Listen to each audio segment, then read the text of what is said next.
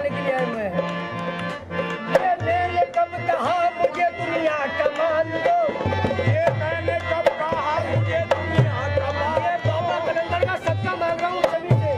ये मैंने कब कहा मुझे दुनिया का मान दो, ये मैंने कब कहा मुझे दुनिया का मान दो, ये मैंने कब कहा मुझे दुनिया का मान दो, सदका हसन हुसैन का झोली में दान दो, हज़रत ख्वाजा नसीरुद्दीन महमूद चिश्ती चिराग दिल्ली दरगाह 14वीं शताब्दी के रहस्यवादी कवि और चिश्ती सिलसिले के एक सूफी संत थे। वह प्रसिद्ध सूफी संत हज़रत निज़ामुद्दीन औलिया के मुरीद थे और बाद में उनके उत्तराधिकारी खलीफा बने। वह दिल्ली के चिश्ती सिलसिले के अंतिम महत्वपूर्ण सूफी थे। उन्हें रोशन चिराग दिल्ली की उपाधि दी गई थी, जिसका हिंदी उर्दू में अर्थ है दिल्ली का प्रकाशित दीपक। सर, सबसे पहले आप अपना थोड़ा सा बताइए, परिचय दीजिए। मेरा नाम पीरज़ादा आरिफ अहमद नसीरी है जी। आप इस टाइम दरगाह हज़रत ख्वाजा नसीरुद्दीन महमूद रोशन चिराग दिल्ली की बारगाह में हैं, जो एरिया का नाम ही चिराग दिल्ली है जी। और दरगाह शरीफ चिराग दिल्ली के अंदर ही है।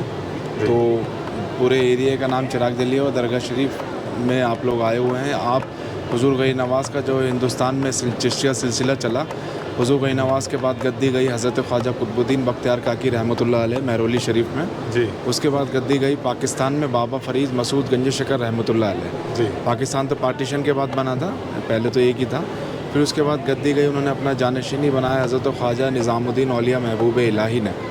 फिर हज़रत निज़ामुद्दीन औलिया ने अपना जानशीन बनाया हज़रत ख्वाजा नसीरुद्दीन महमूद रोशन चिराग दिल्ली रहमतुल्लाह अलैह ने। आपने पानी से चिराग को रोशन अता फरमाया था, तो आपको अपने पीर से लक़ब मिला रोशन चिराग दिल्ली रहमतुल्लाह अलैह। तो दुनिया आपको रोशन चिराग दिल्ली के नाम से जानती है। जी। यहाँ पे 12 महीने सुकून रहता है। बाबा को अपनी ज़िंदगी में भी सुकून पसंद था, तो आज भी दरबार में सुकून रहता है। 17 रमज़ान उल मुबारक को आपका एनुअल उर्स मुबारक मनाया जाता है, जिसके उसी दिन यहाँ पे दरगाह शरीफ में कवाली होती है, महफिल समा होती है और सभी के लिए दुआएं फरमाई जाती हैं। और 12 महीने यहाँ पे कोई कवाली वगैरह नहीं होती है, सोफ्ता सुकून रहता है। आपने हज़रत निज़ामुद्दीन औलिया रहमतुल्लाह अलैह की बावली का काम चल रहा था उस ज़माने के अंदर, और हज़रत यहाँ पे तुगलक बादशाह में तुगलक बादशाह का किला बन रहा था। तो दिन में मज़दूर किले में काम किया करते थे और रात में हज़रत निज़ामुद्दीन औलिया के मुरीद थे, तो निज़ामुद्दीन औलिया की बावली में काम करा करते थे। बावली बादशाह ने एक दिन बादशाह ने वज़ीर से दरियाफ़्त करा कि भाई देखते हैं हमारे किले का काम कितना हो गया है। जी। तो वज़ीर बादशाह को लेके जाता है, तो मज़दूरों की तबीयतें ख़राब होती हैं। तो बादशाह वज़ीर से दरियाफ़्त करता है, भाई इससे आप इतना काम ना लें जिससे कोई खुदा न खास्ता मज़दूरों को कुछ हो जाए, इनकी तबीयतें ख़राब हो रही हैं।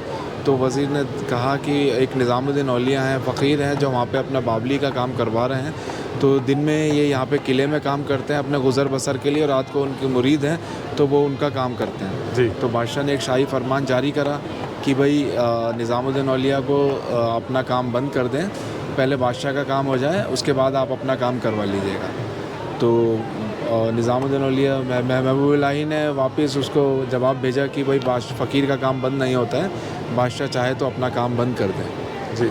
तो वक्त का बादशाह था, बादशाह को जलाल आया, गुस्सा आया। उस टाइम बादशाह की बात ना माननी तो बहुत बड़ी बात हुआ करती थी। लाइटें वगैरह तो होती नहीं थी उस ज़माने के अंदर, तो तेल की रोशनी में काम हुआ करता था।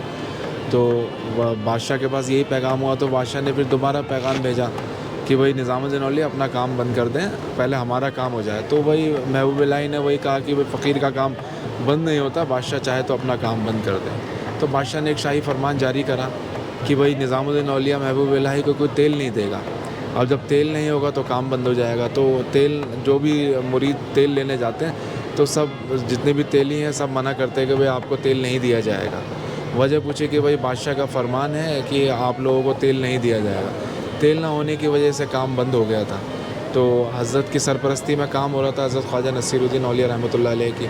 तो आप हज़रत का इतना अदब एहतराम करते थे कि अपने पीर के सामने नहीं जाया करते थे।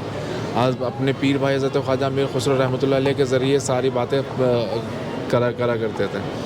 तो जब तेल देना बंद हो गया, तो आप निज़ामुद्दीन औलिया महबूब इलाही को देखते हैं तो उजरे मुबारक में आप उदास बैठे होते हैं। तो आप मुरीदों से पूछते हैं तो मुरीद बताते हैं कि बादशाह ने तेल देना बंद कर दिया है, इसलिए निज़ामुद्दीन औलिया उदास हैं। तो आप हुजरे मुबारक में जाते हैं तो महबूब पाक फरमाते हैं कि नसीर अब वक्त आ गया है, तो जाइए आप रोशन करिए। तो आप थोड़ा सा सौतों में से पानी आ गया था, तो आप घड़ों में भरते हैं और अल्लाह ताला से दुआएं फरमाते हैं और उंगली लगाते हैं और चिराग रोशन हो जाता है। तो आपका कहने का जो मतलब है कि तब से इस जगह का नाम चिराग दिल्ली के नाम जी, से तभी मशहूर हो। आपको अपने पीर ने नवाजा, निज़ामुद्दीन औलिया ने इस लक़ब से रोशन चिराग दिल्ली जी। कि नसीरुद्दीन आज से तुम्हें दुनिया रोशन चिराग दिल्ली के नाम से जानेगी। तो जभी से आपको अपना लक़ब मिला रोशन चिराग दिल्ली। काफ़ी फेमस है ये दिल्ली का ये जो मज़ार है आपका जी। तो यहाँ पे बड़ी बड़ी फिल्मी हस्तियों ने भी यहाँ पे शिरकत की है, उसके ऊपर थोड़ी सी रोशनी जी, करें। काफ़ी दरगाह शरीफ है, चिश्तिया सिलसिले की आखिरी गद्दी है। जितने भी लोग गरीब नवाज जाते जी। हैं तो दिल्ली में हाज़िरी देके जाते हैं। हज़रत ख्वाजा निज़ामुद्दीन औलिया, ख्वाजा कुतुब साहब रहमतुल्लाह अलैह और ख्वाजा नसीरुद्दीन औलिया रहमतुल्लाह अलैह। जी। यहाँ पे काफ़ी सेलिब्रिटी भी आए हैं। पहले शबाना आज़मी आई हैं। यहाँ पे एक फ़ायर मूवी की शूटिंग हुई थी। अच्छा अच्छा। जी, तो वो यहीं दरगाह शरीफ में हुई है। और दिलीप कुमार साहब की बहनें वगैरह भी आई हैं, उनकी पुप्पी वगैरह भी आई हैं। तो एक बार आमिर खान साहब भी आए थे अपनी मंगल पांडे की शूटिंग के लिए यहाँ पे, जी जी जी। तो लोकेशन देखने के लिए, लेकिन उनको कुछ समझ नहीं आया तो वो नहीं हो पाए। जी बाकी दरबार है इतना बड़ा, जिसको चाहते हैं उसी को दर पे बुलाते जी। हैं। बाकी यहाँ पे शाहनवाज हुसैन जो बीजेपी के नेता हैं वो भी आते हैं यहाँ पे, सरकार से आस्था है उनकी, तो वो यहाँ पे भी दर्शन के लिए आते हैं। बाकी पॉलिटिकल पार्टी के भी बहुत लोग आते हैं, हर धर्म के, हर मज़हब के लोग सरकार की बारगाह में फैज़याब होने के लिए आते हैं, क्योंकि यहाँ पे सबों के लिए दरबार खुला हुआ है। यहाँ सभी मज़हब व मिल्लत के लिए लोग आते हैं, सबों के लिए दुआएं होती हैं।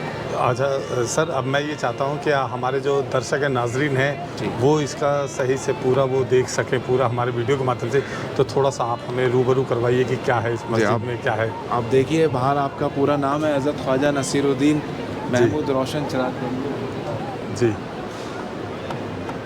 ये आपका पूरा नाम और ये आपका मज़ार मुबारक है। जी जी जी। जो शरीफ है हज़रत ख्वाजा नसीरुद्दीन।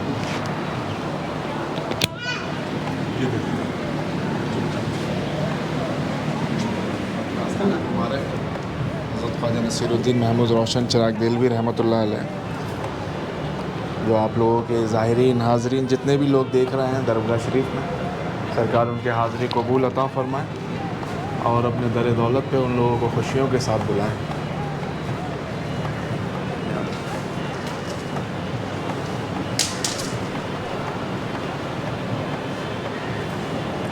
लोगों की मान्यता है यहाँ पे पानी से चिराग आपने रोशन करा था तो लोग मानते हैं, मन्नत है बाबा के यहाँ पे धागा बांधते हैं अपनी मन्नत पूरी होने के लिए।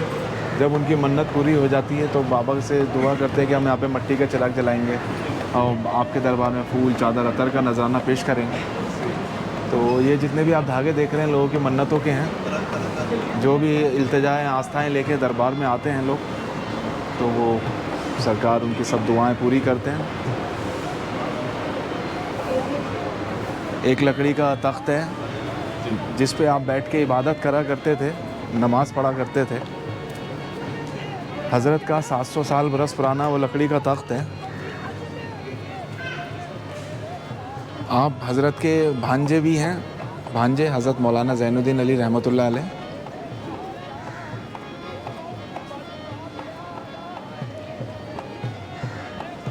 और आप हज़रत के भांजे और खलीफा हैं हज़रत ख्वाजा कमालुद्दीन अल्लामा रहमतुल्लाह अलैह। ये आपका मज़ार मुबारक है, आपके खलीफा और भांजे हज़रत ख्वाजा कमालुद्दीन अल्लामा रहमतुल्लाह अलैह।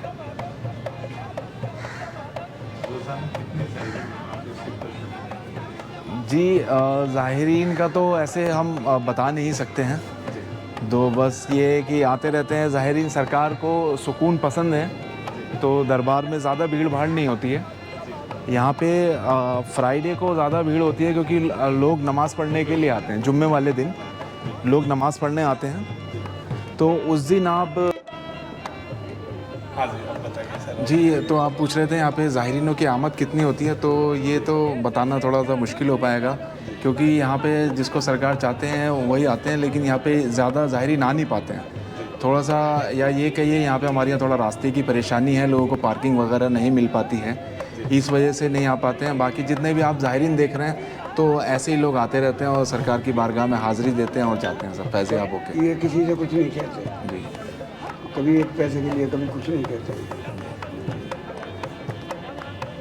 ये सब अच्छा, ये कहा जाता है कि ये वो दरबार है कि ये कुछ नहीं यहाँ पे कहते जो कभी। भी आया कभी खाली हाथ नहीं लौटा। हाँ सही बात है ये, इसके ऊपर थोड़ा सा बिल्कुल कब से आप आ हक गए? बात है ये।